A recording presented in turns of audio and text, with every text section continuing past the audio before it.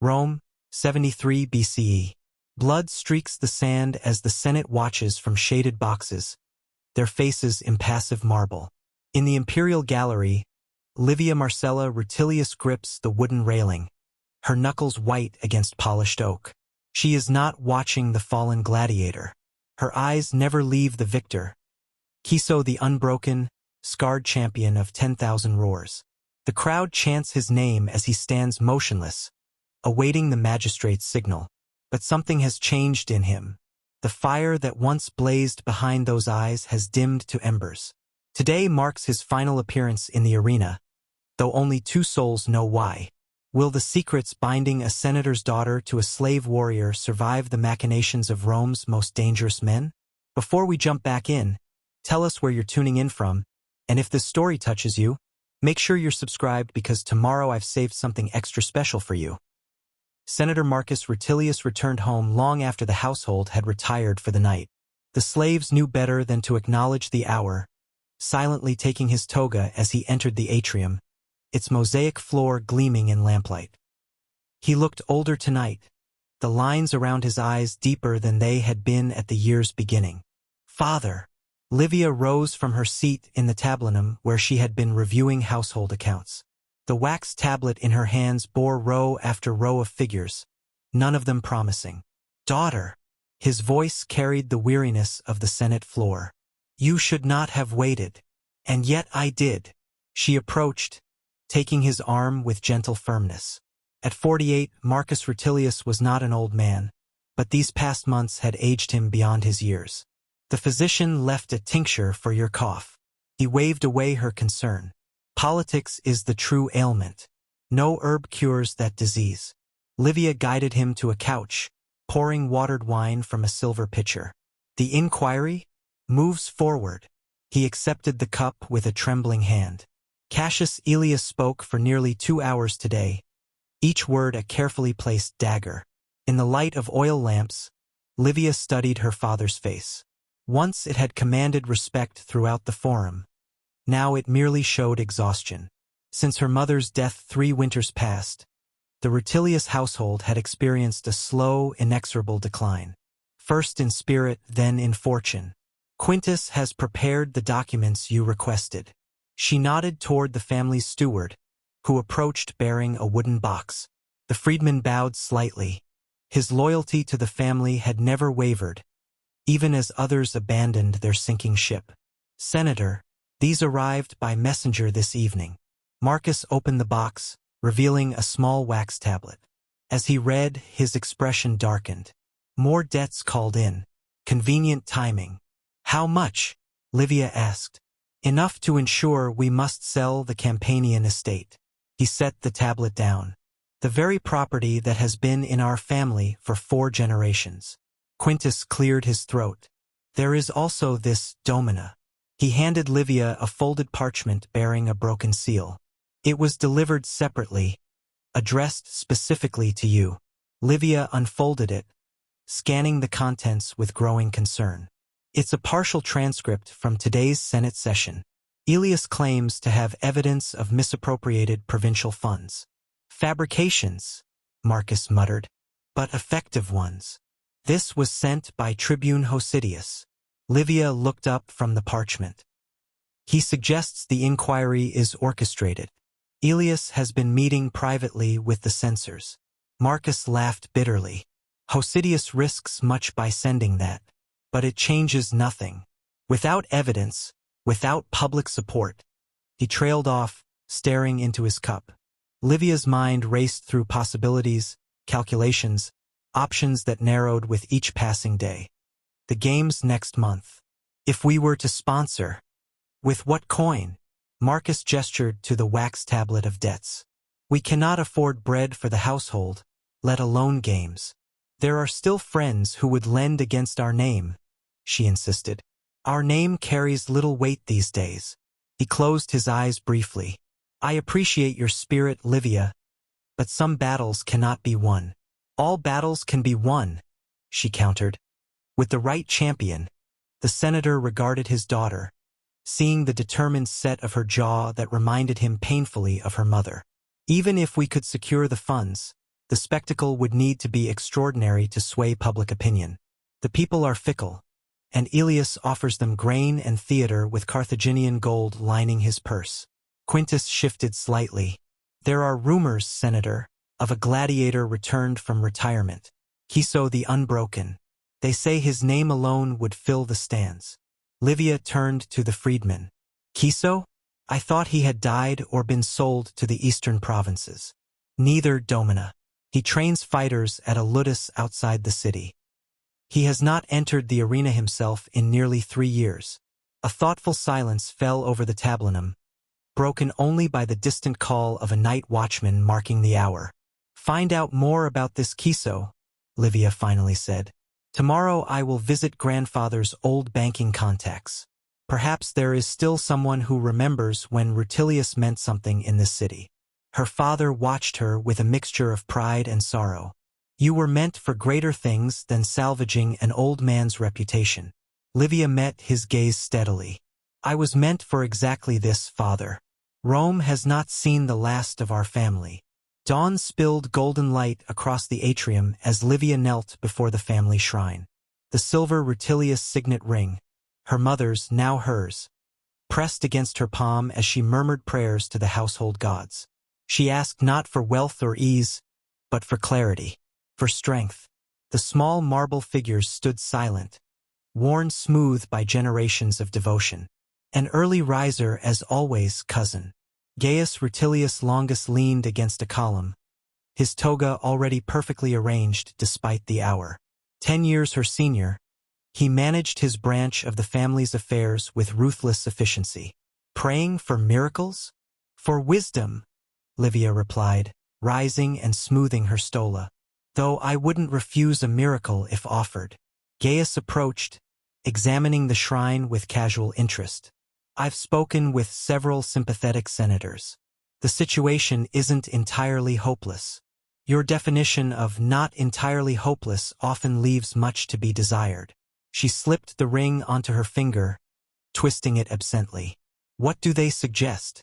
Capitulation, a voluntary withdrawal from the Senate before the inquiry concludes. His voice was reasonable, practical. It preserves some dignity, some assets. Surrender, you mean? Strategic retreat. Gaius smiled thinly.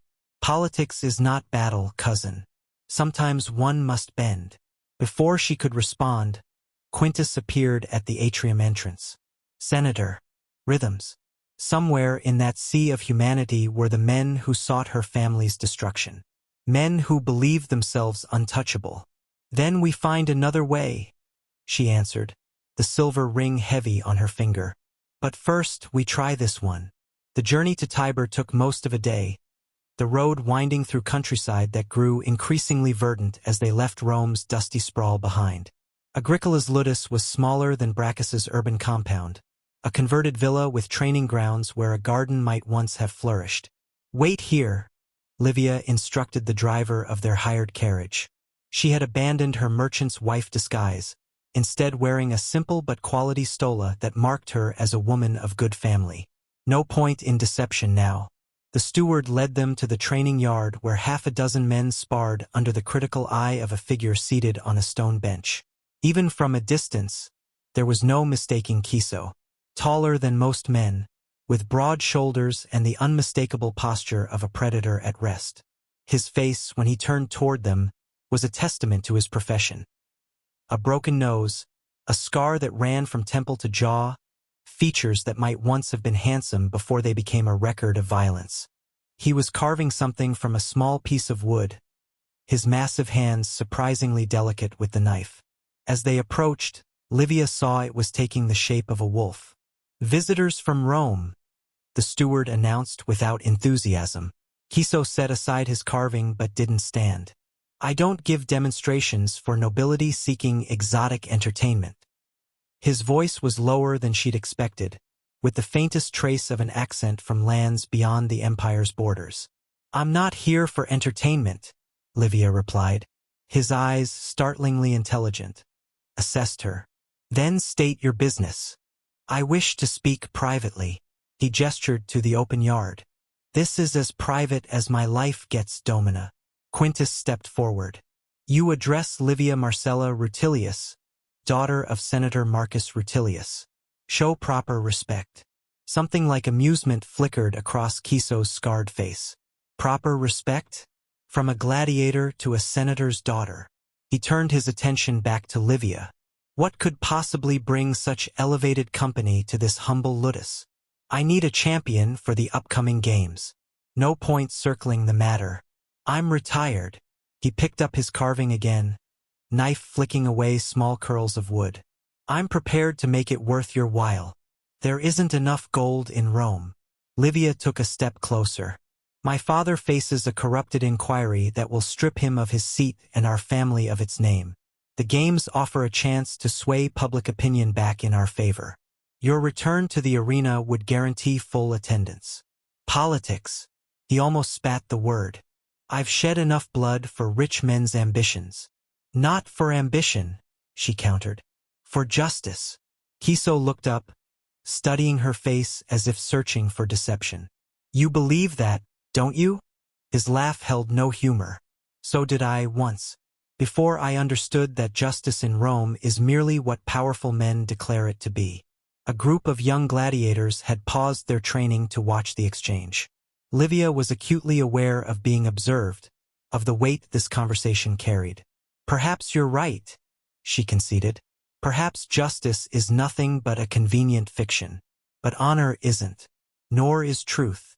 Strange words from a patrician. Are patricians incapable of honesty? In my experience? His eyes never left hers. Yes. Livia held his gaze. Then allow me to be the exception.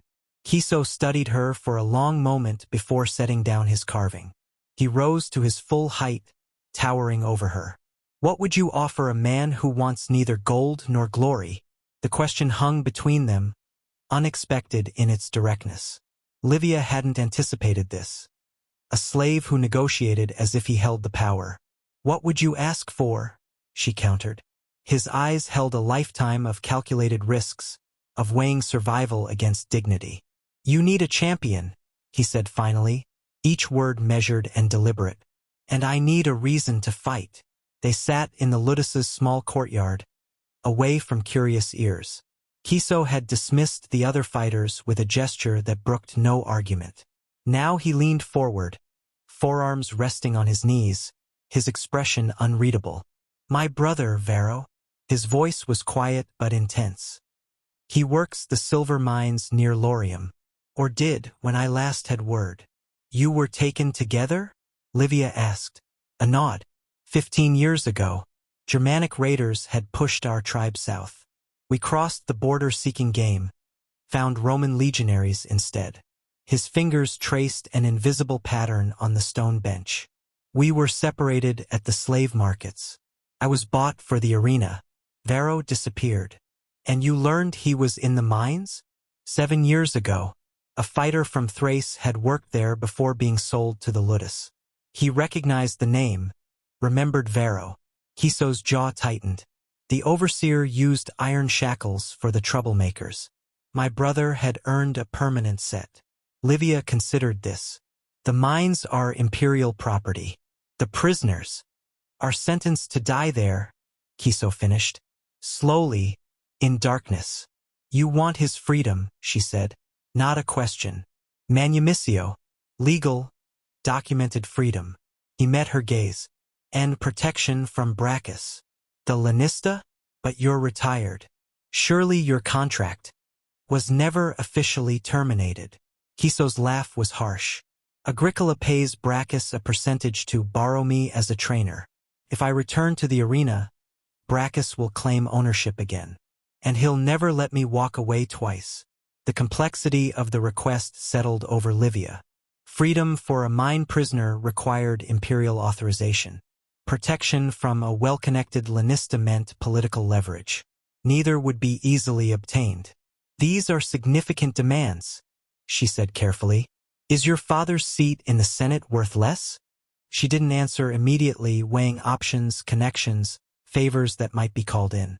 I would need time, and assurances that you can still fight as you once did. Kiso stood in a fluid motion that belied his size. Follow me. He led her to a secluded training area where wooden practice weapons lined the walls. Without warning, he tossed her a wooden dagger. Instinctively, she caught it. Attack me, he said simply. Livia raised an eyebrow. I'm hardly trained in. Try anyway. Feeling somewhat foolish, she lunged forward with the dagger. What happened next was too fast to follow. Her wrist was caught, her balance disrupted, and suddenly the weapon was at her own throat. Kiso standing behind her, his breath steady against her hair. I could still fight, he said quietly, releasing her. If I had reason to. The demonstration had made its point. Despite years away from the arena, his skills remained honed, his reflexes unnaturally quick. Very well, Livia said, regaining her composure. I will secure your brother's manumisio and protection from Brachus. In exchange, you will fight in the upcoming games under my family's sponsorship. One final condition, Kiso added. I fight only once. One appearance regardless of outcome. She nodded. Agreed. As they prepared to depart, Quintus approached from where he'd been waiting. The arrangements are acceptable? We have an agreement, Livia confirmed. Kiso will return with us to Rome tomorrow. That night, housed in the modest guest quarters of the Ludus, Livia found sleep elusive. Her mind raced with plans, strategies, the names of officials who might be bribed or persuaded. Through the thin walls came sounds of restless movement from the adjacent room where Kiso had been given temporary quarters befitting his unusual status as neither slave nor free man. A cry, quickly stifled, drew her attention. Pressing closer to the wall, she could hear labored breathing, the sound of someone fighting demons in dreams rather than the arena. The legendary Gladiator, haunted by specters she could only imagine. By morning, when Kiso appeared with a small pack containing his possessions, no trace of the knight's vulnerability remained. His face was once again an impassive mask, his eyes watchful as he climbed into the carriage that would return them to Rome, and to whatever fate awaited them both. Access to the imperial mines requires a senatorial petition, Tribune Hosidius explained, examining the documents Livia had presented. They sat in his modest office near the forum, the sounds of Rome's commerce drifting through open windows. And for a prisoner's manumisio? Nearly impossible without powerful sponsorship. Which is why I've come to you, Livia replied. My father once supported your appointment. Hosidius nodded slowly. Indeed, and I have not forgotten. He tapped the petition she'd drafted. But this request will draw attention. Questions. The prisoner is a distant relative of a client family, she lied smoothly. A youthful indiscretion led to his sentence. The family seeks to make amends. A convenient story. His expression suggested he didn't believe it but wouldn't press further. I can submit this to the mining procurator, but there are fees. Substantial ones. I'm prepared to cover all necessary expenses. The words were confident, the reality more precarious. The funds she'd secured for the games were already stretched thin. After Hosidius promised to expedite the petition, Livia hurried through crowded streets toward home. Her father's condition had worsened. Morning coughing fits that left him exhausted, a pallor that no amount of rest seemed to improve. She found him in the tablinum, staring at household accounts. The bankers have agreed to extend credit, she reported, omitting the exorbitant interest they demanded. At what cost? Marcus asked, his voice weaker than the day before. Nothing we cannot manage once this ordeal is behind us. She sat beside him. How are you feeling today? Well enough. The lie hung between them, acknowledged but unchallenged. He gestured to a scroll on his desk. Another message arrived while you were out. Anonymous. Allegedly from someone within the treasury. Livia unrolled it carefully. Inside were copied ledger entries, damning ones showing funds from Bithynia diverted to accounts under her father's name. These are forgeries. Skillful ones. Marcus sighed. They've planted these among the treasury records. The inquiry will discover them next week. Can we prove they're false? How? The original ledgers would show no such entries, but that would only suggest I remove them from official records. He closed his eyes briefly. They've constructed the perfect trap. A slave appeared at the doorway. Domina, your cousin Gaius has arrived with a guest. In the atrium, Gaius waited with a barrel-chested man whose expensive tunic strained against his girth. Cousin, Gaius greeted her. May I present Lucius Petronius, who oversees the games committee. Petronius bowed slightly. I understand you seek a sponsorship position. Yes, Livia confirmed, hiding her surprise at Gaius's intervention. For the main exhibition. Highly unusual for a woman to sponsor games. Petronius noted, his tone suggesting more than his words. My father's health prevents his direct involvement. Of course. His smile didn't reach his eyes. Your cousin has been most persuasive about the significance of your petition. The committee has agreed to grant you the prime position, following the official ceremonies. After they concluded their business and Petronius departed, Livia turned to Gaius. This unexpected assistance. Family supports family, he interrupted smoothly. Though I admit to curiosity about your strategy. The cost of game sponsorship alone would strain our resources. What spectacle could possibly sway public opinion enough to counter the evidence against Uncle Marcus? We've secured a fighter of some reputation. Anyone I would know? She hesitated only briefly. Kiso the Unbroken. Gaius's carefully maintained composure slipped. Impossible. He retired years ago. He's agreed to a single appearance. At what price? When she didn't immediately answer, Gaius stepped closer. Livia, what have you promised him? What was necessary? She met his gaze steadily. As you said, family supports family. Later, alone in her chambers, Livia reviewed the forged ledger entries again. The craftsmanship was impeccable, the same hand as the original treasury documents, the correct official seals, even aging consistent with authentic records. Whoever had created these forgeries had access to treasury procedures and materials that suggested involvement at the highest levels of government. As she studied the documents, one thought remained constant. They had exactly 3 weeks until the games. 3 weeks to prepare Kiso, secure Vero's release, and find a way to expose the conspiracy before her father lost everything. The legendary Kiso graces us with his presence. Gaius's voice carried across the private training yard behind his villa, where he had agreed to house their secret weapon. I expected someone more imposing. Kiso, stripped to the waist and glistening with sweat after 2 hours of rigorous drills, didn't respond. He continued methodical strikes against the wooden palus, each blow precise despite the weighted practice sword. He doesn't speak much, Livia said, entering the yard with a scroll in hand. But his reputation will speak for him. She held up the ivory stylus she'd been using. The announcements are prepared. Once distributed, all of Rome will know of Kiso's return. And our enemies will know our strategy, Gaius cautioned. Let them. Livia watched Kiso's movements, fluid despite his size, economical in his energy. The anticipation will drive attendance higher. Every senator will attend to witness the spectacle. Kiso finally paused, lowering his sword. Your political theater requires an audience. No question in his tone, merely resignation. Politics has always been theater, Gaius replied, pouring himself wine. My cousin simply chooses a more literal stage than most. He didn't offer Kiso a cup. Livia noted the deliberate slight but said nothing. Tribune Hosidius reports the petition has reached the mining procurator. We should have a response within days. Something flickered across Kiso's face, hope, quickly suppressed. He nodded once before returning to his training. Later, as evening fell across Rome, Livia made her rounds of the city's influential homes. At each, she presented the announcement of the special games, watching carefully for reactions.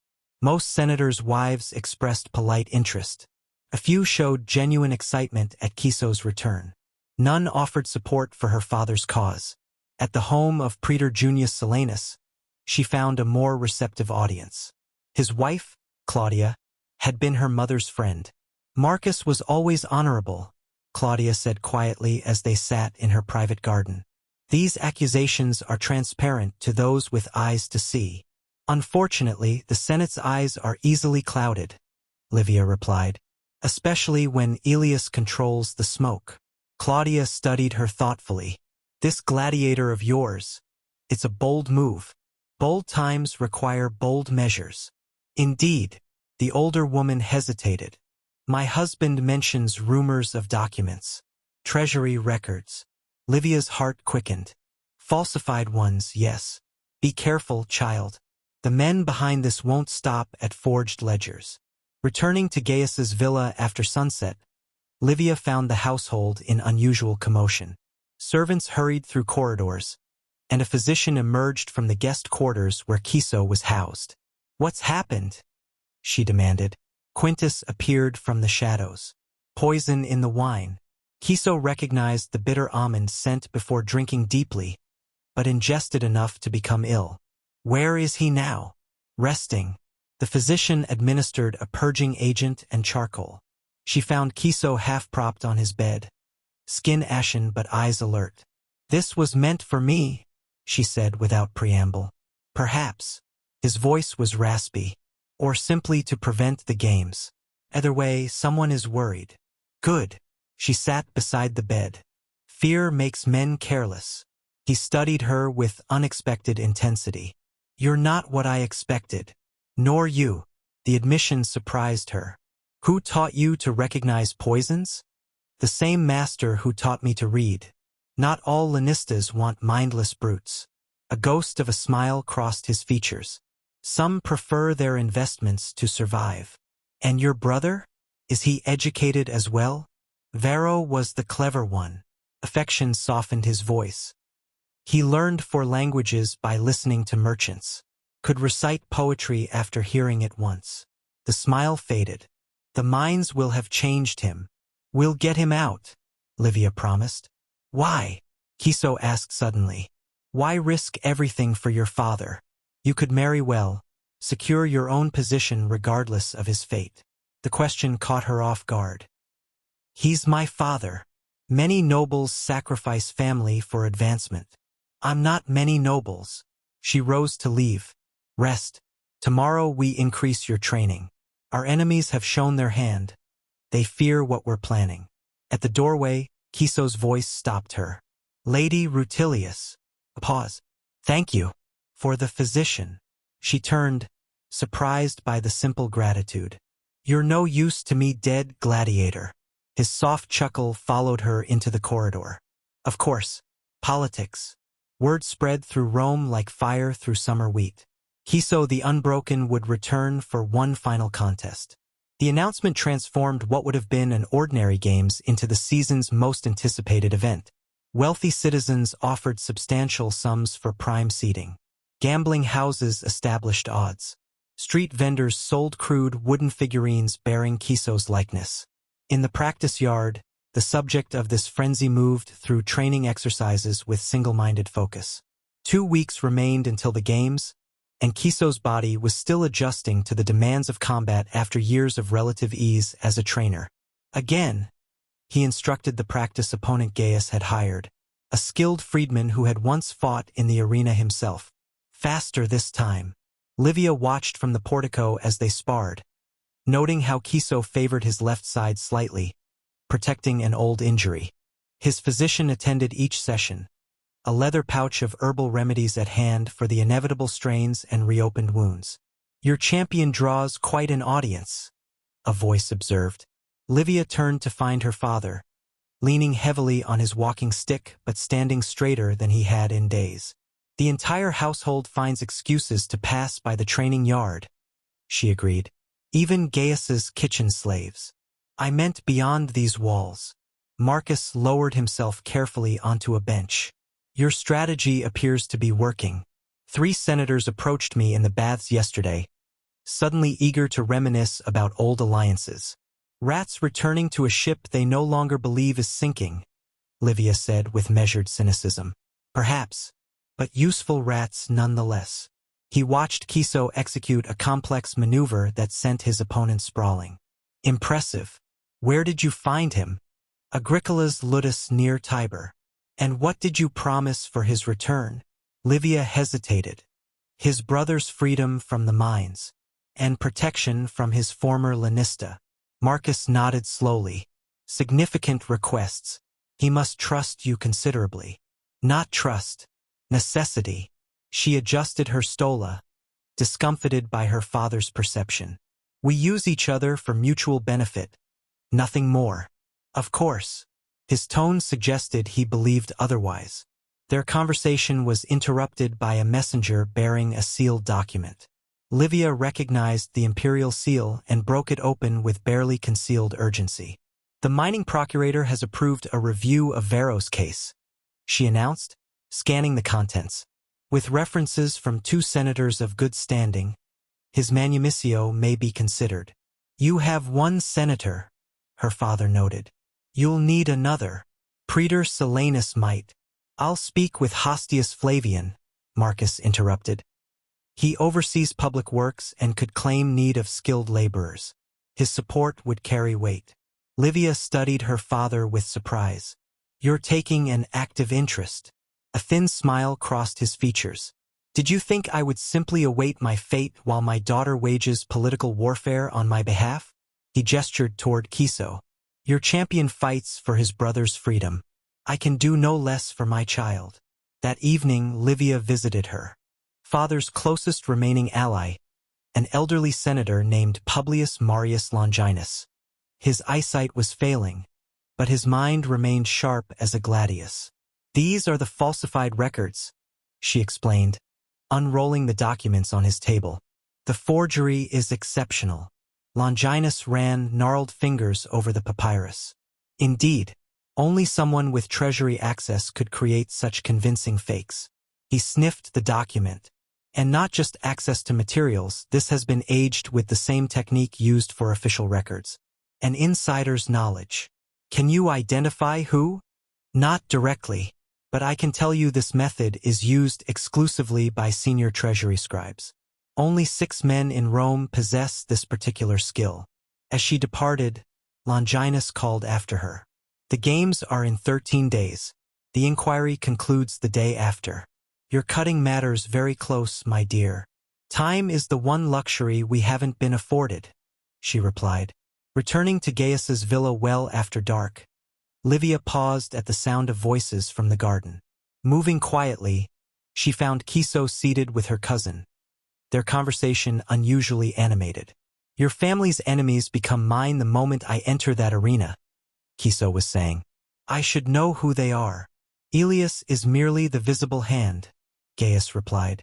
The true power behind this conspiracy reaches higher, perhaps to the governor of Bithynia himself.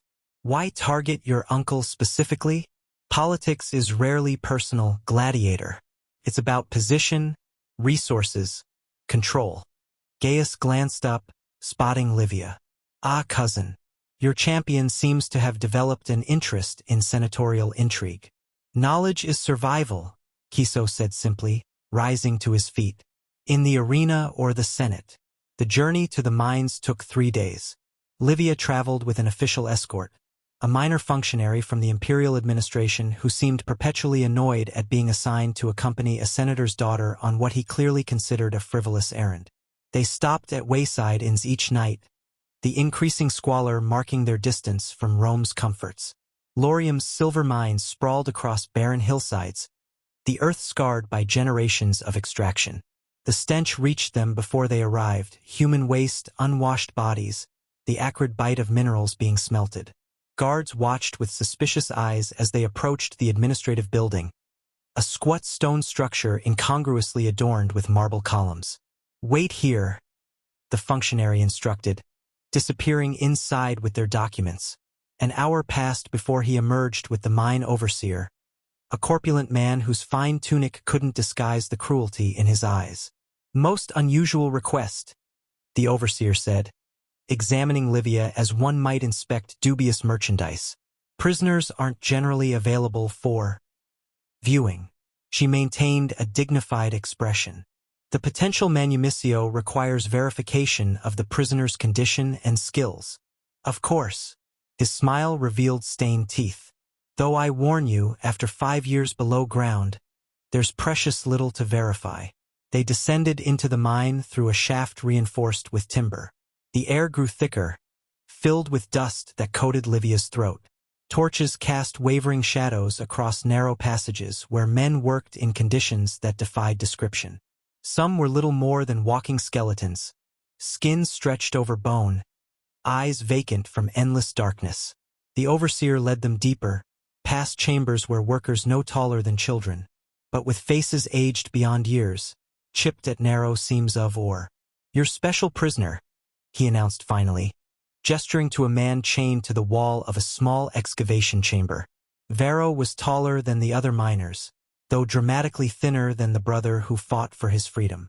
The family resemblance remained in the shape of his face, the set of his jaw. Unlike the vacant stares of his fellow prisoners, his eyes burned with a fierce intelligence that years underground hadn't extinguished. Iron shackles had worn permanent grooves into his wrists and ankles. "Leave us," Livia instructed. "Regulations require." The overseer began. She cut him off by pressing a small pouch of silver denarii into his palm. Regulations often accommodate practical considerations. Alone with Varro, she knelt to his level. "Your brother Kiso sent me." His cracked lips parted. "My brother is dead." His voice was a rasping whisper, disused. "He lives, and fights for your freedom." Disbelief warred with desperate hope across his features. Why would he trust a Roman? Necessity. She glanced at the guards waiting at a distance. "Listen carefully. He fights in the games in 10 days. If he succeeds, your manumission will be granted. You'll be transferred to Rome within the week." Varro studied her with the same penetrating gaze Kiso sometimes employed. "What does my brother trade for this miracle?" "One final fight." A bitter laugh escaped him. "Always blood. The Empire's endless thirst." He leaned forward, chains clinking. "Tell me your name." "Livia Marcella Rutilius." "Patrician." He nodded slowly. "What does a senator's daughter want with gladiators and mine slaves?" "Justice for my father." Ah, understanding dawned. Politics makes strange allies. When they emerged into sunlight, Livia blinked away tears formed by more than just the sudden brightness. The overseer awaited with additional documentation. "The prisoner appears adequately skilled for public works requirements," she said, maintaining the pretense. "I'll recommend the manumission petition proceed." "As you wish." The overseer pocketed another bribe. "Though I should mention, transfer to Rome requires additional fees. Administrative costs." Her jaw tightened at the naked corruption, but she nodded. "Send notice of the exact amount. It will be paid." On the return journey, her escort proved more talkative, loosened by wine at dinner. "Peculiar business, freeing a mine slave," he commented. "Most don't last 5 years below. This one must have powerful friends." "Or a brother who refuses to forget," Livia replied. "Family loyalty." He smiled cynically. "Rare in Rome these days, though I hear your father inspires unusual devotion, even as the evidence mounts against him." She set down her cup carefully. "Evidence can be misleading." "Indeed, much like appearances." He studied her with new interest. "For instance, a senator's daughter personally inspecting a mine slave. One might wonder about the true purpose." "One might," she agreed coolly, "though curiosity can lead to unfortunate places." His laugh suggested he recognized the warning. "The Senate inquiry concludes immediately after the games. Does it not?" Fascinating timing. The villa of Cassius Aelius glowed with lamplight. Marble columns washed golden against the evening sky. Attendants greeted arriving guests at the portico. Slaves circulated with wine, and musicians played softly in corners of the sprawling atrium. Every person of consequence in Rome seemed to be in attendance. Senators, equestrians, visiting dignitaries from the provinces. Livia adjusted the bronze mirror one final time, inspecting her appearance with critical eyes. For tonight's gathering, she had abandoned her usual restrained elegance for something more striking. Her mother's finest stola in deep Tyrian purple, hair arranged in an elaborate style adorned with pearl pins, a subtle application of cosmetics to emphasize her eyes. "You look like a woman with purpose," her father observed from the doorway of her chamber. "Every battle requires appropriate armor," she replied, setting aside the mirror. "And what victory do you seek tonight in Elias's domain?" "Information, alliances, perhaps a careless word from our enemy." She secured a silver bracelet around her wrist. "Men tend to underestimate women at social gatherings. They speak more freely, believing we focus only on gossip and fashion." Marcus nodded approvingly. "Your mother employed the same strategy. She once uncovered a conspiracy against Governor Lucius over dessert and wine." A wistful smile crossed his face. "You remind me of her tonight." At Elias's villa, Livia navigated the crowded rooms with practiced grace, accepting wine but barely sipping, listening more than speaking. Conversations flowed around her. Trade disputes, provincial appointments, the upcoming games. "Lady Rutilius," a smooth voice interrupted her observations. Elias himself stood before her, impeccably dressed and flanked by two companions. "How delightful that you could join us. I don't believe you've met Governor Faustus of Bithynia?" The silver-haired man inclined his head slightly. "A pleasure. Your father and I have had interactions regarding provincial administration." "Indeed," Livia replied evenly. "He often speaks of Bithynia's unique challenges. And this is Scribe Numerius Vero, recently returned from the eastern provinces." The third man, younger, with calculating eyes beneath a scholarly exterior, studied her with undisguised interest. "The game's sponsor herself. Your Gladiator has become quite the sensation." "Rome enjoys spectacle," she said simply, "especially when paired with scandal." Elias smiled thinly. "A senator's daughter personally managing a gladiator. Most unusual. Desperate times inspire innovation." She met his gaze without flinching. "Though I wonder what desperation drives men to forge treasury documents." A flicker of surprise crossed his face before his composure returned. "A serious accusation. One might even call it slanderous." "One might," she agreed pleasantly. "If it weren't true." Governor Faustus cleared his throat. "Political disagreements aside, your father's situation is unfortunate. The evidence appears substantial. Evidence can be manufactured, Governor, as can convenient witnesses." The scribe, Numerius, watched this exchange with the detached interest of a physician observing symptoms. Manufactured evidence would require extraordinary skill, access to restricted materials, intimate knowledge of treasury protocols. "Precisely," Livia agreed, studying him more carefully. "Someone with specialized training." Before the conversation could continue, a commotion near the entrance drew attention. Titus Brachus had arrived, his bulk adorned in expensive fabrics that couldn't disguise his common origins. The lanista surveyed the gathering with the calculating gaze of a man perpetually assessing value. Elias excused himself to greet the new arrival, leaving Livia with the governor and scribe. "An unlikely guest," she observed. "The games create strange bedfellows," Numerius replied. "I understand he once owned your fighter's contract. You're well informed for a man recently returned to Rome." His smile didn't reach his eyes. "Information is currency, Lady Rutilius. Some of us invest wisely." Across the atrium, Brachus engaged in animated conversation with Elias, their heads bent together in apparent conspiracy.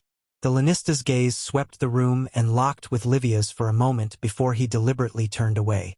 Later, as the evening progressed, Livia overheard fragments of conversation from a secluded alcove where Brachus spoke with another guest. "Double the agreed payment. The risk increases. Assured me the gladiator would never reach.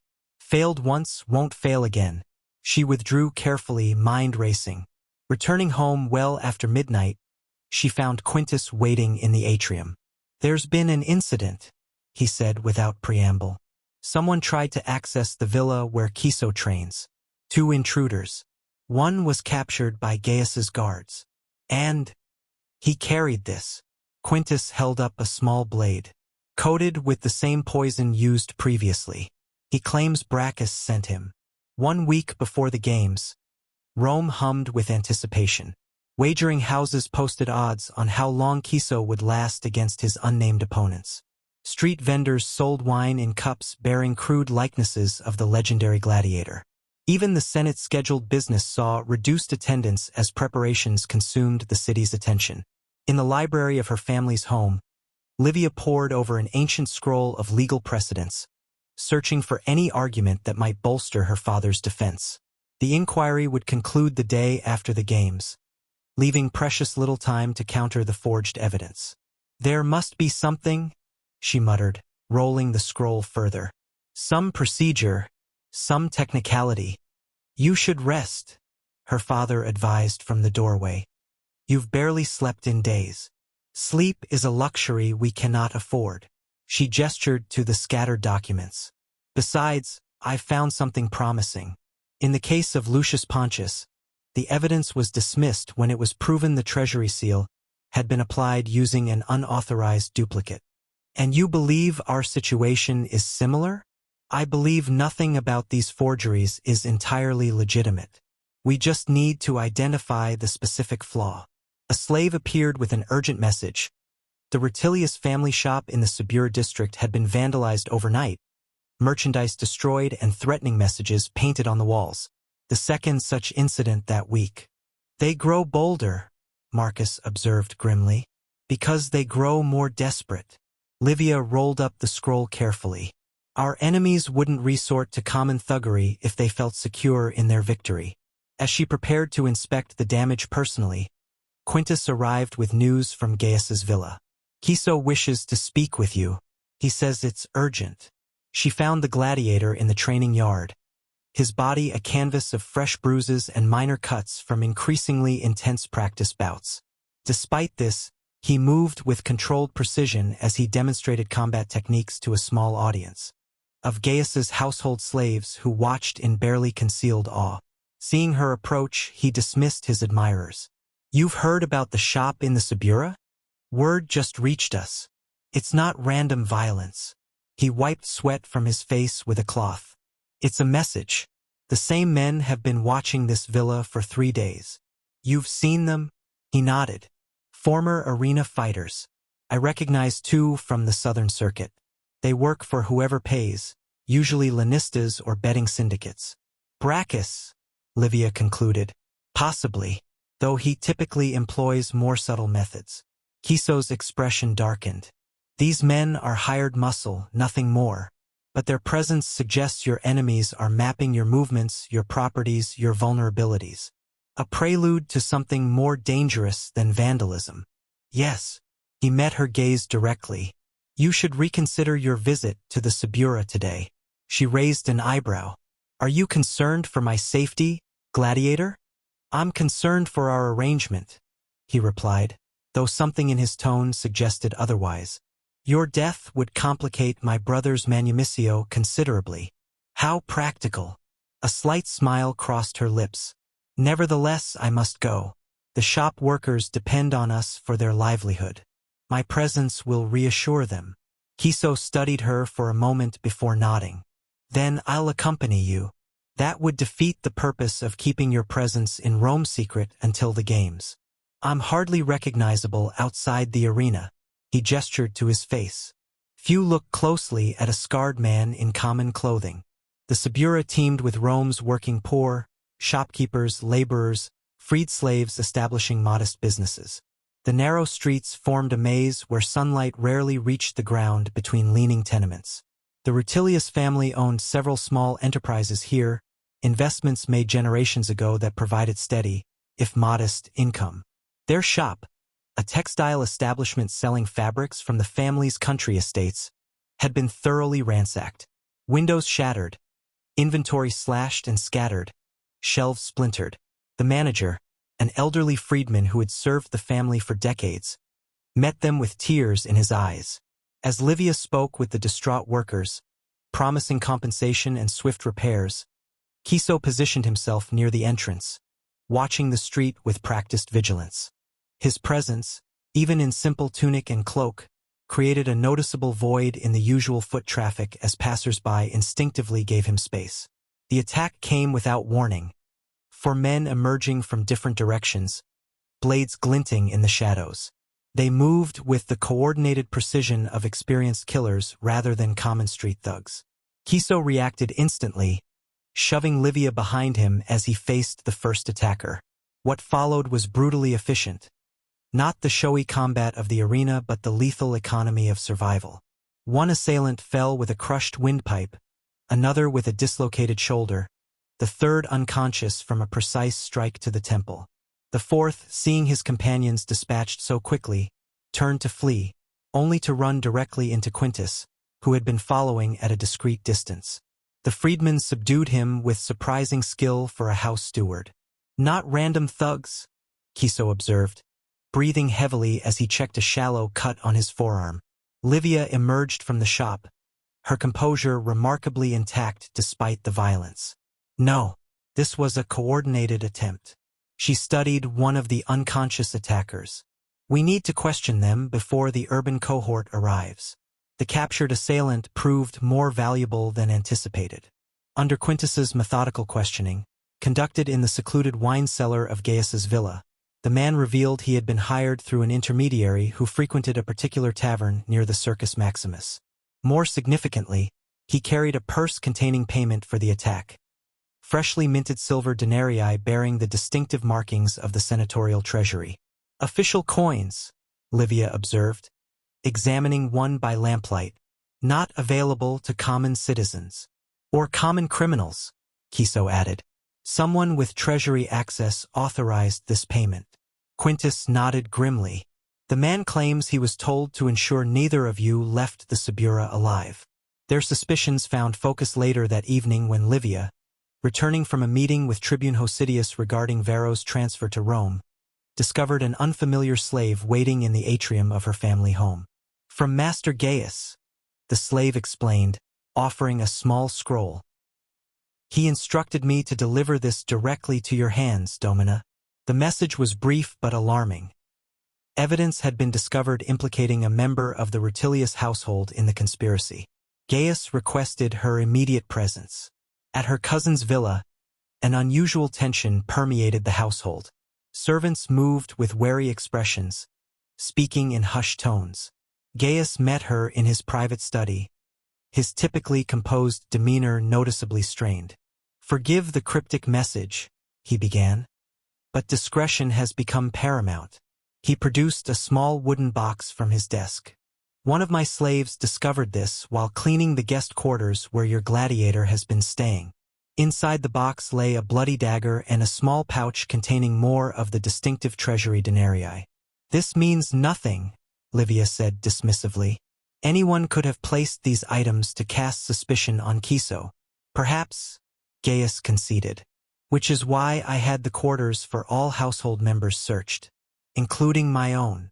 From another drawer, he withdrew a larger box containing correspondence bearing Senator Elias's seal, documents detailing payments to various officials, and most damning of all, notes regarding the forged treasury records in her father's case.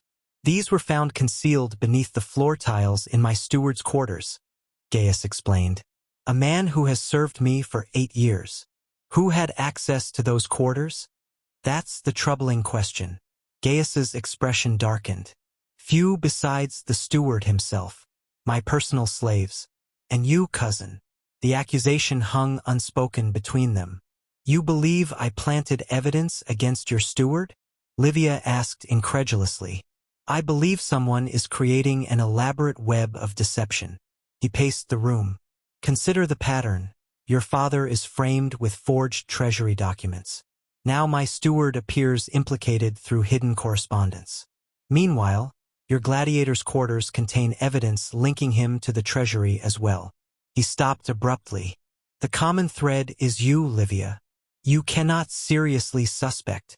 "What I suspect," he interrupted sharply, "is that none of us understands the true scope of this conspiracy." His voice softened slightly.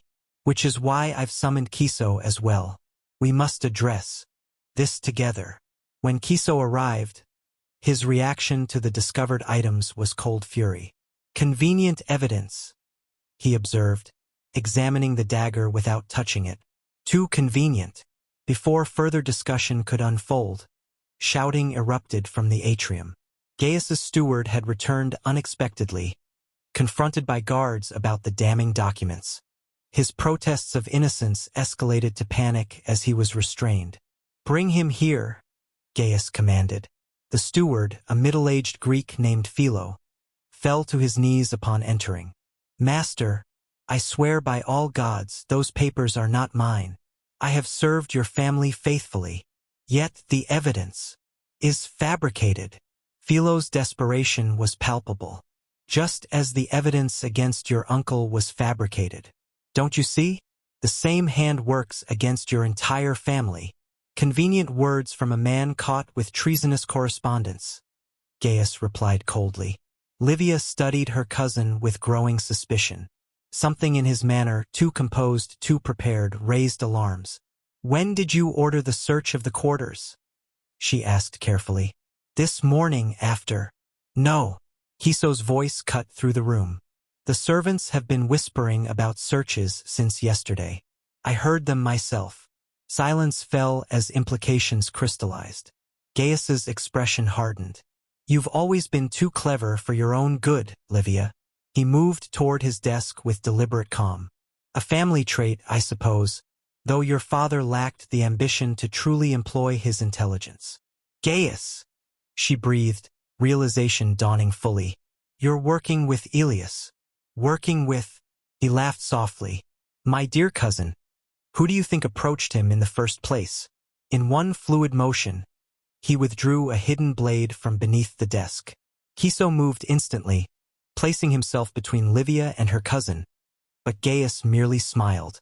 "Guards," he called out. "The gladiator has attacked me. Restrain him immediately." Chaos erupted as armed guards burst into the study. Kiso reacted with the instincts honed through years in the arena, overturning a heavy table to create a barrier before seizing Livia and pulling her toward the terrace doors. "Stop them!" Gaius shouted, his composed facade crumbling into rage. Philo, still on his knees, became an unexpected ally. The desperate steward lunged at the nearest guard's legs, creating crucial seconds of confusion that allowed Kiso and Livia to reach the garden. "The service entrance," Livia gasped as they ran through shadowed pathways. Beyond the kitchen gardens.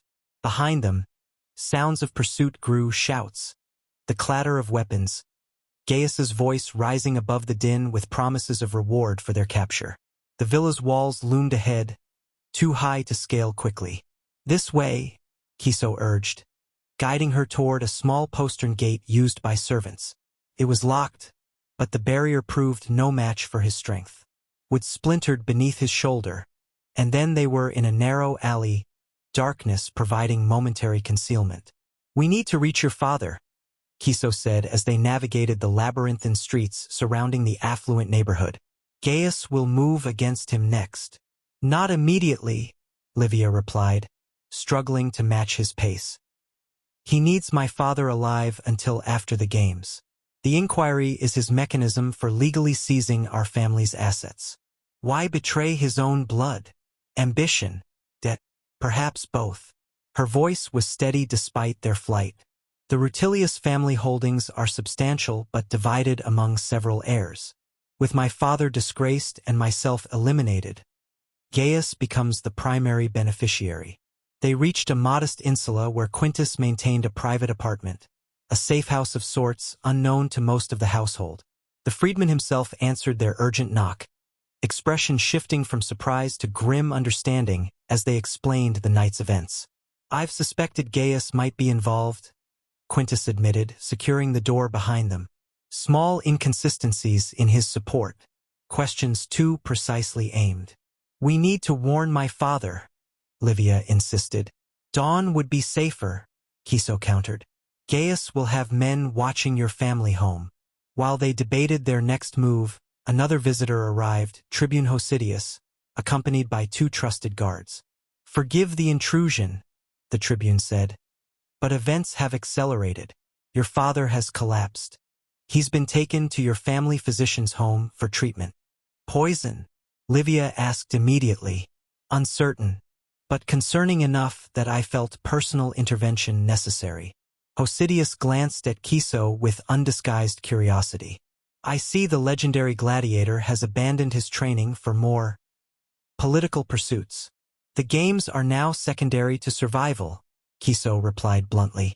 Hosidius nodded. Indeed, which brings me to my second purpose.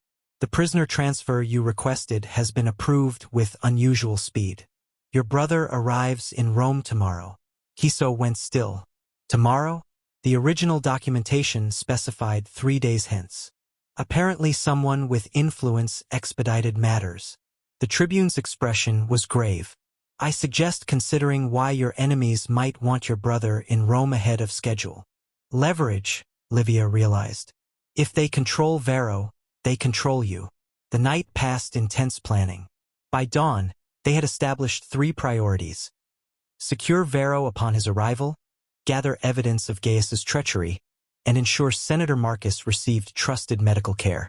Livia would attend her father while Kiso, accompanied by Quintus and Hosidius's men, would intercept the prisoner transport. As they prepared to separate, Livia paused. If they capture Vero, they won't, Kiso interrupted, his determination palpable. But if they do, she persisted. What then? Then I still fight. His eyes held hers. But not for the reasons we agreed upon. The implication hung between them, unspoken but unmistakable. Something had shifted in their arrangement, transforming a transaction into something neither had anticipated. At the door, he clasped her arm briefly. Your father's enemies are mine now, not because of our pact, but because... He stopped, seeming to search for words unfamiliar to his tongue. Because some debts transcend contracts. They separated under the lightning sky, each moving toward uncertain confrontations. Livia reached her father's side by mid-morning, relieved to find him conscious though weakened. The physician confirmed suspicions of poison, a subtle compound added to his evening wine, detected only because of Marcus's already compromised health, which amplified its effects. A miscalculation that saved your life, she told her father, holding his frail hand. They underestimated the dosage needed for someone already taking medicinal herbs. Gaius, Marcus whispered, his voice hollow with betrayal. My own blood. Rest now. Tomorrow brings the games, and with them our counterstrike. As evening approached, a messenger arrived with news from Kiso. The prisoner transport had been intercepted successfully. Vero was secure, hidden in a safe location known only to Hosidius and Quintus. The broken chains that had bound him for years now lay discarded, a potent symbol of promises kept, of bonds both broken and newly forged. But celebration proved premature. As night fell, word reached them that Gaius had publicly denounced Livia and her father, claiming evidence of their collusion with foreign interests. Worse, he had somehow convinced the Games Committee to modify the scheduled combats. Kiso would now face 3 opponents simultaneously, all champions selected by Brachus himself. Dawn broke over Rome on the day of the games, painting the ancient city in hues of gold and amber. From the Capitoline Hill to the poorest tenements of the Subura, citizens prepared for the day's spectacle. Street vendors set up stalls selling food, wine, and commemorative tokens. Wealthy patricians dispatched slaves to secure prime viewing positions. Gambling houses remained open through the night as last-minute wagers flowed like water. In a modest dwelling near the Esquiline Hill, a safe house provided by Tribune Hosidius, Kiso prepared with the methodical discipline that had kept him alive through 117 contests. His armor lay arranged on a wooden table, the manica to protect his sword arm, the distinctive helmet that had become his trademark in the arena, the greaves and belt that completed his battle attire. Vero watched silently from a corner, his emaciated frame wrapped in a simple tunic that emphasized how thoroughly the mines had consumed his once strong body. Though physically diminished, his eyes remained sharp, missing nothing as his brother underwent the familiar ritual. 3 opponents, Vero finally said, his voice still rough from years of disuse. Simultaneously. I've faced worse odds, Kiso replied.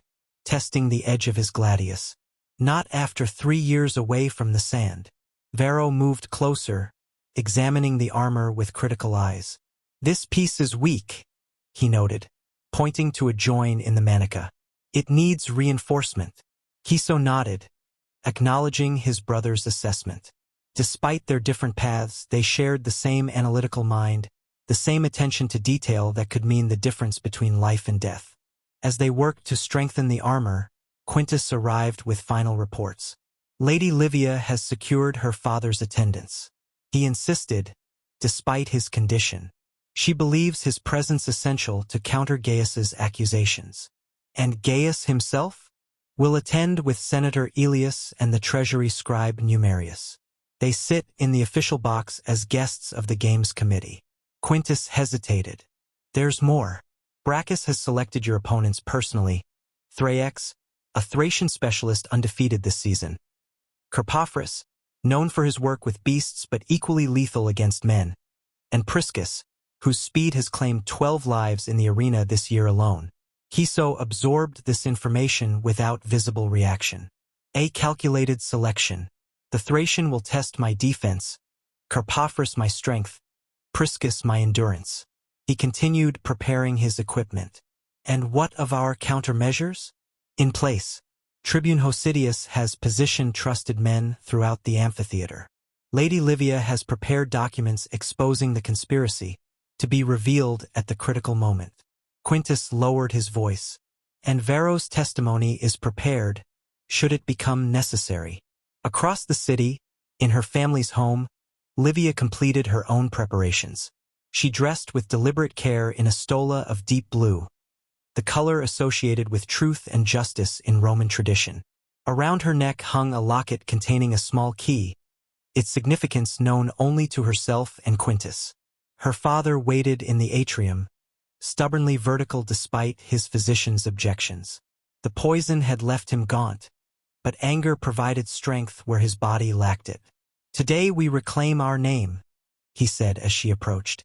"Today we expose the truth," she corrected gently. "Whatever comes after must be built on that foundation." As midday approached, they made their way to the amphitheater in a litter accompanied by their remaining loyal clients and guards. The streets teemed with excited citizens heading toward the same destination, the anticipation palpable in the air. Inside, the massive structure hummed with the energy of 50,000 spectators. The senatorial section filled with the elite of Rome, political allegiances temporarily set aside in favor of the entertainment to come. Livia noted Gaius already seated alongside Aelius, their expressions confident, even triumphant. In the preparation chambers beneath the arena floor, Kiso completed his transformation from man to gladiator. Attendants applied oil to his skin, highlighting the network of scars that mapped his history in the arena. Each piece of armor was secured with practiced precision, each strap tested, each joint examined. The lanista assigned to oversee the preparations, one of Brachus's subordinates, circled with critical eyes. "The crowd remembers Kiso the Unbroken," he commented. "They expect a legend." "Then they shall have one," Kiso replied simply. Above, the preliminary contests began. Lesser fighters in matched pairs, their struggles drawing roars of approval or disappointment from the crowd. Livia watched without seeing, her mind focused on the approaching moment when everything would converge. Kiso's fight, her father's reputation, Gaius's treachery, all reaching culmination under Rome's unforgiving sun. A messenger appeared at her side, delivering a sealed note. Inside, written in Kiso's surprisingly elegant hand, "Whatever happens on the sand, remember that some victories are won beyond the arena's walls." The words carried a weight beyond their simple meaning, an acknowledgement that their fates had become intertwined in ways neither had foreseen when they first struck their bargain in a dusty training yard. As the crowd's roar announced the conclusion of another bout, trumpets sounded the approach of the main event. The announcer's voice carried across the amphitheater. "Citizens of Rome, prepare to witness the return of a legend. Kiso the Unbroken faces 3 champions in mortal combat." 50,000 voices merged into a thunderous response, the very foundations of the amphitheater seeming to tremble with anticipation. In the imperial box, the presiding magistrate rose to signal the beginning of the spectacle. The gates at opposite ends of the arena floor began to rise, and destiny approached on the inexorable rhythm of ceremonial drums. Kiso emerged into blinding sunlight, the roar of the crowd washing over him like a physical force. 3 years of self-imposed exile from the arena fell away as his feet touched the familiar sand. Across the vast oval space, his 3 opponents entered simultaneously from separate gates, a calculated intimidation tactic that he noted with detached professionalism. The Thracian came first, his curved Sika blade glinting in the sun. Carpophorus followed, massive and heavily armored, moving with the ponderous confidence of a man accustomed to overwhelming his enemies. Priscus entered last, lightly equipped for speed, already beginning to circle the perimeter of the arena. In the imperial box, the presiding magistrate raised his hand. A marble sculpture nearby depicted the traditional gesture that would later determine the gladiator's fates, the famous thumbs that could grant life or demand death. Begin! The command echoed across the amphitheater. Kiso remained motionless as his opponents advanced, his stillness a stark contrast to their movement. In the stands, confusion rippled through the crowd. Was the legendary gladiator frozen? Had 3 years away from combat broken his nerve? Then, with explosive suddenness, he moved, not toward any opponent but to a precise position that forced them to adjust their approach. The tactical brilliance became apparent as the 3 fighters were compelled to cluster, each partially obstructing the others. The Thracian reached him first, Sika slashing in a vicious arc. Kiso deflected rather than blocked, using the curved weapon's momentum against its wielder.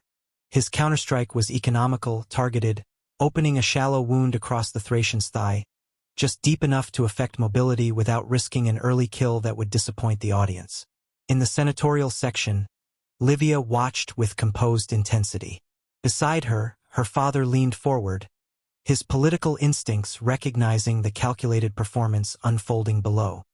"He fights for more than survival," Marcus observed quietly. "He always did," Livia replied, her eyes never leaving the arena. Priscus attacked from behind, his speed nearly catching Kiso unaware. A last-second pivot turned a potentially fatal thrust into a glancing blow across Kiso's shoulder. Blood flowed, drawing a collective gasp from the crowd, followed by renewed cheering as Kiso responded with a combination of strikes that drove Priscus backward into Carpophorus's path. The collision between the 2 gladiators created momentary confusion that Kiso exploited ruthlessly, landing a punishing blow to Carpophorus's helmet that sent the larger man staggering. The crowd's approval was immediate and deafening. Across the arena, Livia caught Gaius's expression, the confident smile replaced by growing concern. Beside him, Elias leaned forward, gesturing emphatically to an attendant who hurried away on some urgent errand. "They're worried," she noted to Quintus, who stood vigilant behind her seat. "Implement the next phase." The freedman nodded and slipped away, making his way toward the arena's administrative offices where the game's records were maintained. Below, the combat intensified. All 3 opponents now coordinated their attacks, having recognized the danger of allowing Kiso to manipulate their positioning. Blood stained the sand, some his, most theirs, as the contest evolved from spectacle into genuine struggle for survival. A critical moment came when the Thracian, hampered by his injured leg, overextended during an attack. Kiso's response was devastating, a thrust that bypassed armor to find the vulnerable area beneath the arm. Not immediately fatal, but decisive. The Thracian collapsed to his knees, then toppled forward into the sand. The crowd exploded with approval, thousands of voices chanting Kiso's name. Even in the imperial box, officials watched with newfound respect. Livia seized the moment. Rising from her seat, she approached the senatorial section where Gaius and Elias sat. "An impressive display," she called out, her voice carrying to those nearby. One might almost believe the odds were deliberately arranged against him. Gaius smiled thinly. "Cousin, your gladiator performs admirably. Though I wonder what motivates such loyalty to your disgraced family." "Perhaps the same thing that motivated your betrayal," she countered. "Truth." As their verbal sparring continued, Drawing attention from surrounding senators, Kiso faced his remaining opponents. Carpophorus charged with brute force, seeking to use his superior weight as a weapon. Kiso sidestepped, but Priscus had anticipated the move, his blade slicing a deep furrow across Kiso's back. Pain lanced through him, momentarily clouding his vision. The crowd's roar dimmed as survival instinct narrowed his focus to immediate threats. Carpophorus turned for another charge, confidence renewed by the sight of blood streaming down Kiso's back. In that critical moment, Kiso's gaze lifted to where Livia stood confronting her cousin. Even across the distance, their eyes met briefly, a connection that transcended the chaos surrounding them. Something passed between them, unspoken but powerful. When Carpophorus reached him, Kiso was ready.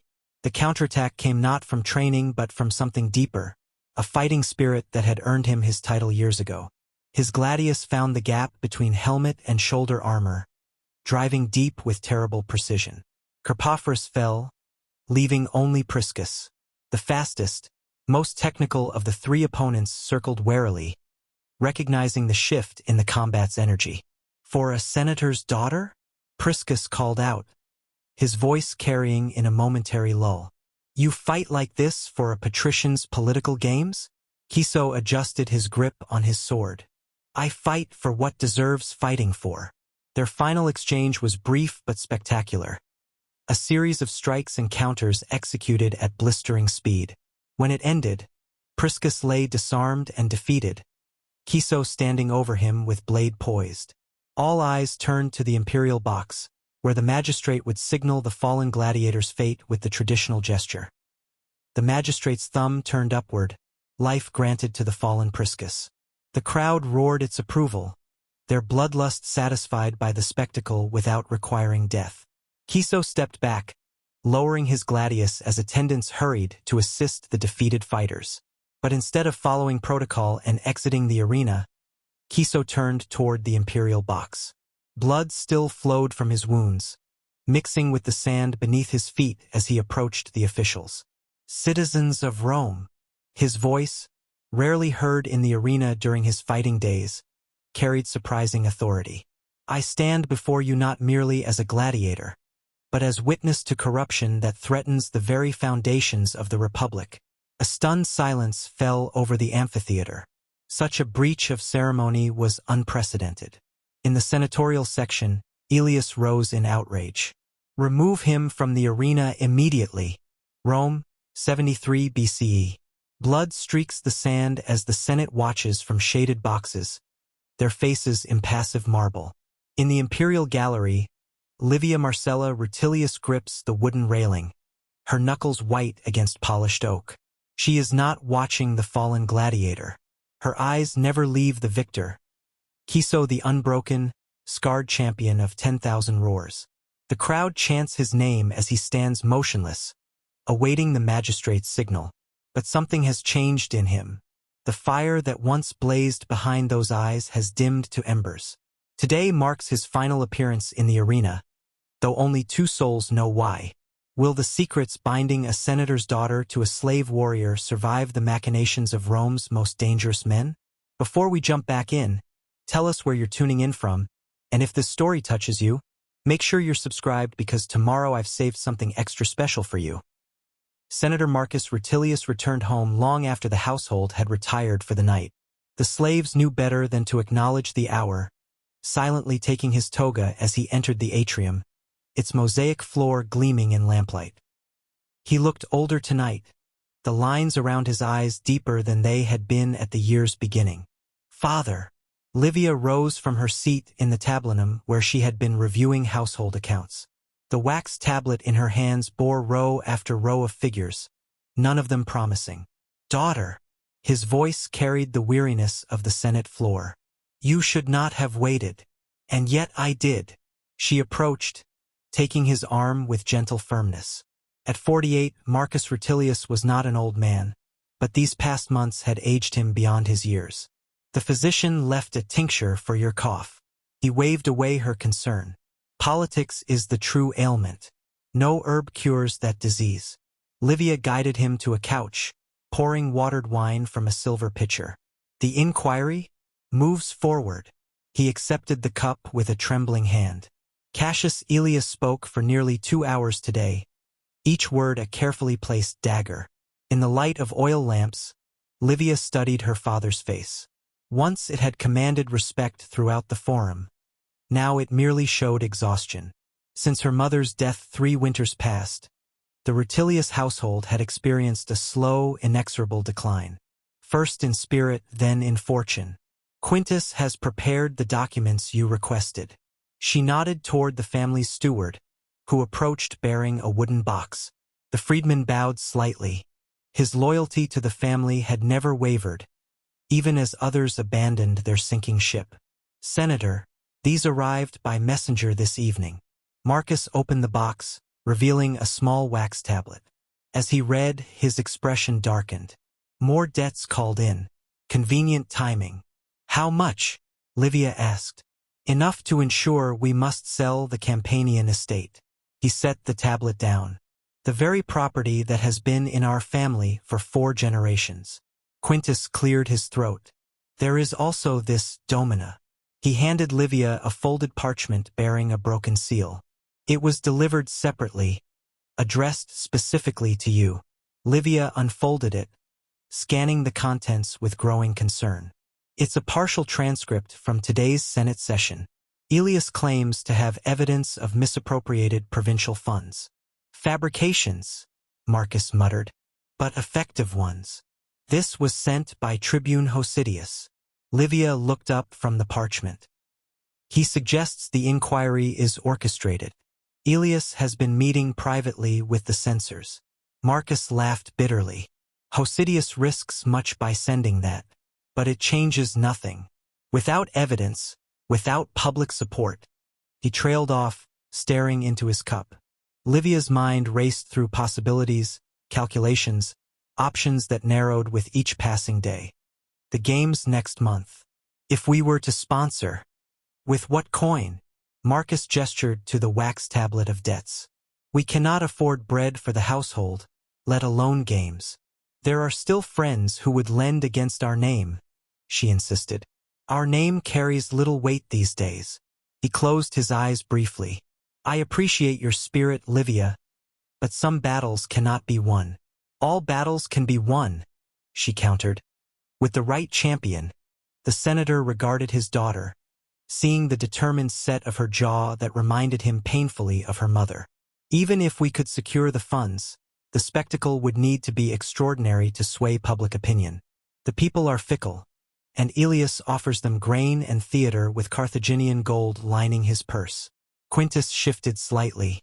There are rumors, Senator, of a gladiator returned from retirement. Kiso the Unbroken. They say his name alone would fill the stands. Livia turned to the freedman. Kiso? I thought he had died or been sold to the eastern provinces. Neither, Domina. He trains fighters at a ludus outside the city. He has not entered the arena himself in nearly 3 years. A thoughtful silence fell over the tablinum, broken only by the distant call of a night watchman marking the hour. Find out more about this Kiso, Livia finally said. Tomorrow I will visit grandfather's old banking contacts. Perhaps there is still someone who remembers when Rutilius meant something in this city. Her father watched her with a mixture of pride and sorrow. You were meant for greater things than salvaging an old man's reputation. Livia met his gaze steadily. I was meant for exactly this, father. Rome has not seen the last of our family. Dawn spilled golden light across the atrium as Livia knelt before the family shrine. The silver Rutilius signet ring, her mother's, now hers, pressed against her palm as she murmured prayers to the household gods. She asked not for wealth or ease, but for clarity, for strength. The small marble figures stood silent, worn smooth by generations of devotion. An early riser as always, cousin. Gaius Rutilius Longus leaned against a column, his toga already perfectly arranged despite the hour. 10 years her senior, he managed his branch of the family's affairs with ruthless efficiency. Praying for miracles? For wisdom, Livia replied, rising and smoothing her stola. Though I wouldn't refuse a miracle if offered. Gaius approached, examining the shrine with casual interest. I've spoken with several sympathetic senators. The situation isn't entirely hopeless. Your definition of not entirely hopeless often leaves much to be desired. She slipped the ring onto her finger, twisting it absently. What do they suggest? Capitulation, a voluntary withdrawal from the Senate before the inquiry concludes. His voice was reasonable, practical. It preserves some dignity, some assets. Surrender, you mean? Strategic retreat. Gaius smiled thinly. Politics is not battle, cousin. Sometimes one must bend. Before she could respond, Quintus appeared at the atrium entrance. Senator. Rome, 73 BCE. Blood streaks the sand as the Senate watches from shaded boxes, their faces impassive marble. In the imperial gallery, Livia Marcella Rutilius grips the wooden railing, her knuckles white against polished oak. She is not watching the fallen gladiator. Her eyes never leave the victor, Kiso the unbroken, scarred champion of 10,000 roars. The crowd chants his name as he stands motionless, awaiting the magistrate's signal. But something has changed in him. The fire that once blazed behind those eyes has dimmed to embers. Today marks his final appearance in the arena, though only 2 souls know why. Will the secrets binding a senator's daughter to a slave warrior survive the machinations of Rome's most dangerous men?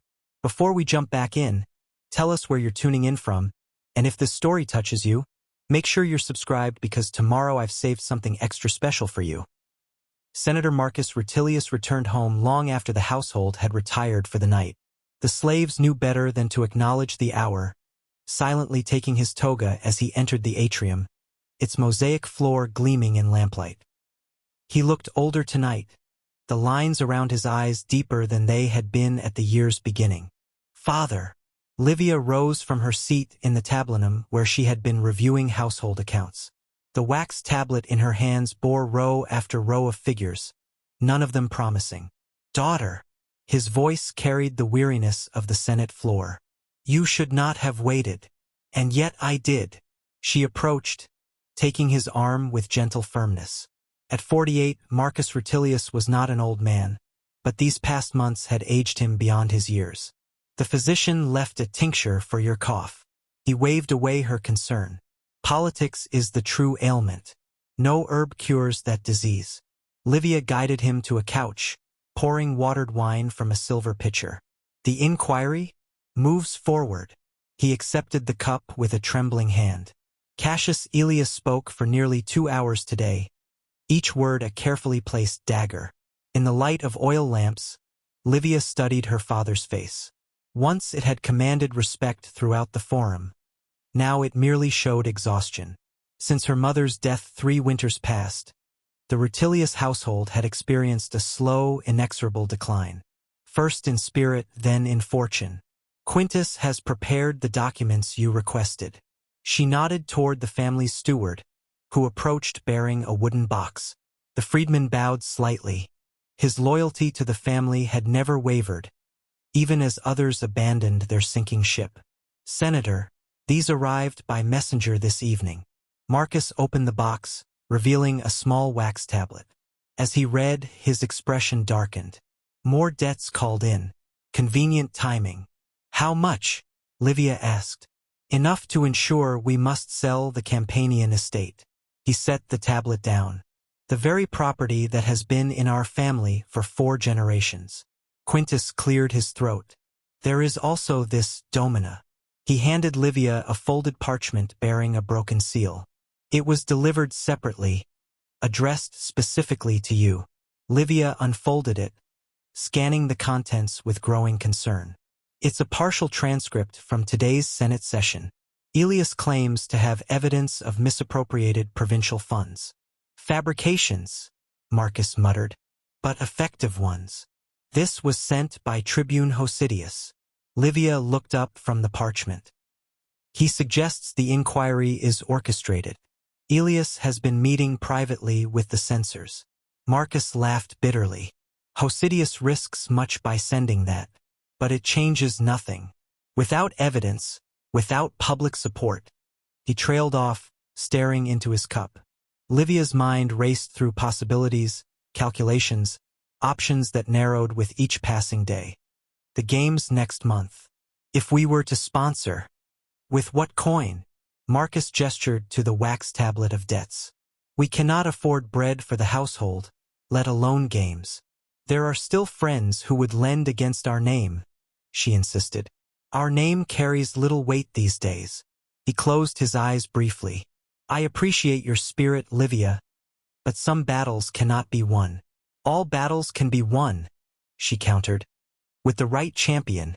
The senator regarded his daughter, seeing the determined set of her jaw that reminded him painfully of her mother.